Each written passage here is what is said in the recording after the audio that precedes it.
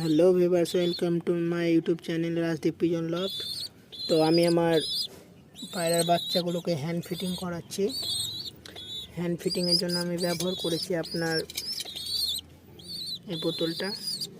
এতে ফিড, চিড়ে গুঁড়ো আর মুড়ি গুঁড়ো মেশানো আছে।